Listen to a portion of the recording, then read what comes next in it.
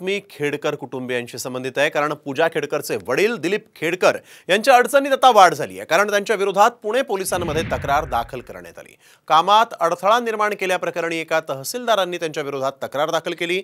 बंडगार्डन पोलिसांकडून त्यांच्या अर्जाची आता चौकशी केली जाते आहे।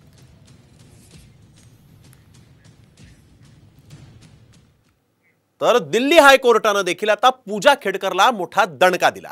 यूपीएससीचा निर्णय हायकोर्टाने कायम ठेवलाय। यूपीएससीने पूजा खेडकरचं आयएएस पद रद्द केलं होतं, त्यामुळे पूजा खेडकरचं आयएएस प्रशिक्षणार्थी पद रद्द झालं।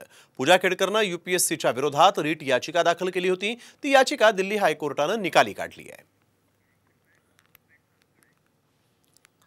आणि यानंतर जाऊया थेट नाशिकमध्ये, कारण बनावट दिव्यांग प्रमाणपत्र सादर करणाऱ्या कर्मचाऱ्यांच्या विरोधात नाशिक जिल्हा परिषद प्रशासन कारवाईचा बडगा उगारण्याची शक्यता आहे।